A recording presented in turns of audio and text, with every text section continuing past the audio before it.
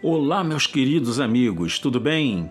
Que a paz de Jesus Cristo seja com cada um de vós. Queridos, vamos aqui fazer um pequeno review de um importantíssimo livro para acrescentar os seus conhecimentos e abençoar a sua vida. Eu creio que esse livro vai ajudar muito você a compreender melhor o Novo Testamento, né? A nova aliança de nosso Senhor e Salvador Jesus Cristo. Muito se fala das relações que existem com as tradições judaicas, até porque Jesus era judeu. E ele sendo judeu, obviamente, ele viveu num contexto em que a cultura judaica era predominante. Isso é óbvio. Jesus ele não foi um ocidental, ele não foi um alemão, um europeu, ou um germânico, ou um nórdico, não, ele foi um judeu. Então ele estava enraizado culturalmente dentro da cultura religiosa, social, cultural do judaísmo, né? Do povo judeu. Então temos algumas literaturas muito boas, aos poucos eu vou fazendo review de outros livros, mas eu gostaria de apresentar a vocês esse livro aqui agora, que eu vou mostrar aqui, olha aí, ó. Origens Judaicas do Novo Testamento, um estudo judaico do judaísmo, intertestamentário, da editora Shed Publicações, que é uma editora que tem esse nome em homenagem ao Dr. Russell Shedd, que foi um grande homem de Deus, um organizador de várias obras, traduziu várias obras do inglês para o português, consultor teológico da Edições Vida Nova, e tem essa editora que foi fundada em homenagem a ele.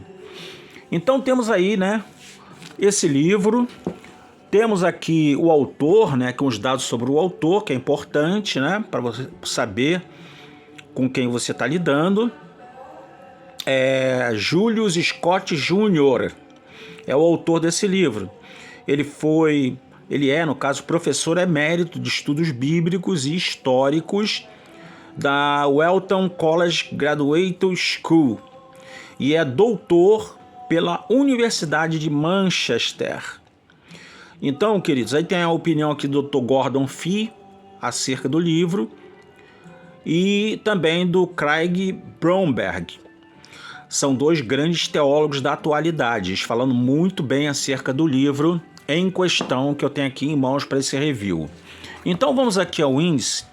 Conforme eu sempre digo, não dá para fazer um apanhado do livro todo, mas a gente pode apresentar o índice, que por meio do índice você vai entender com o que você está lidando, né? Então temos aqui, claro, o prefácio, ilustrações, né? Abreviaturas que são usadas no livro, que são aquelas abreviações tão importantes que você vai poder entender o que está se tratando, se é uma citação do Talmud, da Mishnah, da Septuaginta e por aí vai. Aí vem lá, a primeira parte, as origens e o contexto do judaísmo intertestamentário. Por que ele se foca muito nessa parte? Porque foi aí, nesse período, entre Malaquias e Mateus, que é chamado de período intertestamentário, é que surgiram muitas coisas. Não houve movimento profético. Não houve nesse período nenhum profeta que diz assim, assim diz o Senhor, e disse Deus. Não há. Então a voz profética ela ficou encerrada até aparecer João, que é considerado por Cristo como o maior de todos os profetas, porque ele foi o precursor de Cristo. Então temos lá, nesse período, as fontes de informação, a geografia da terra de Israel, visão geral do Antigo Testamento, ideias e instituições do Antigo Testamento. Aí ele vai falar, né, muita coisa acerca do tabernáculo, dos sacrifícios, das leis cerimoniais, da lei que abrangia a moralidade, e por aí vai. Visão geral da história do judaísmo intertestamentário e do Novo Testamento, que é o pano de fundo do Novo Testamento, por incrível que pareça. Claro, há uma ligação do Antigo Testamento com o Novo Testamento, mediante a muitas passagens que estão amplamente entrelaçadas dentro dos escritos apostólicos e dos evangelhos. Isso é inegável. Segunda parte, as crises do século IV e VI, né, que são as crises e respostas do judaísmo intertestamentário, né? Então, crises do século IV e VI.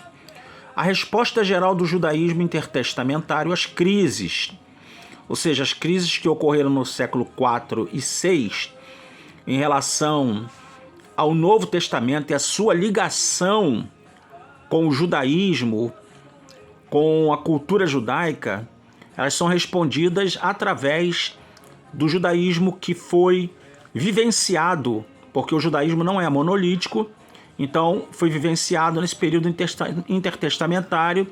Então as crises desses 2 séculos são respondidas através do movimento do judaísmo intertestamentário.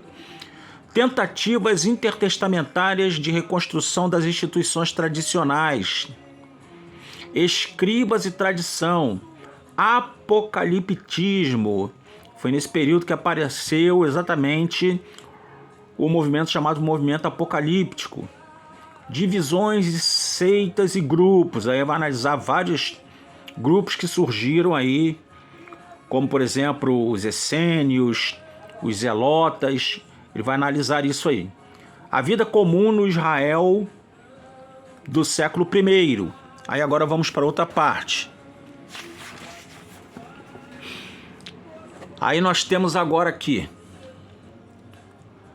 o pensamento religioso do judaísmo intertestamentário, o contexto dos costumes e controvérsias cristãs.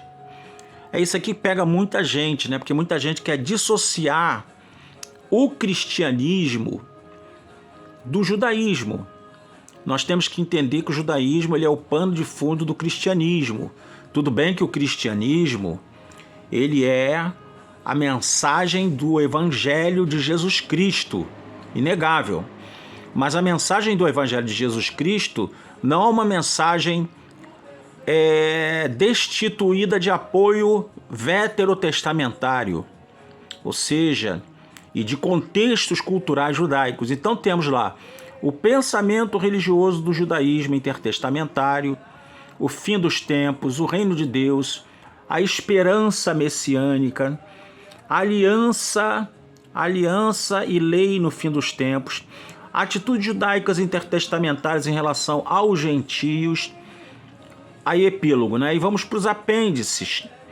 Os apêndices vão tratar... Apêndices são acréscimos ao livro, né? São artigos que vão enriquecer ainda mais o conhecimento da gente. Então temos lá os livros apócrifos do Antigo Testamento, ele vai tratar aqui. Os livros pseudepígrafos, tratados da Mishnah, do Talmud e da Tosefta. Para quem não sabe, a Tosefta ela é uma adição ou uma complementação da Mishnah, né? Muita gente não sabe, né? É um nome pouco usado, tá vendo aqui, ó? Deixa eu botar aqui no claro aqui para você poder enxergar melhor, tá vendo lá? Tratados da Mishnah, do Talmud e da Tosefta. A Tosefta é uma adição.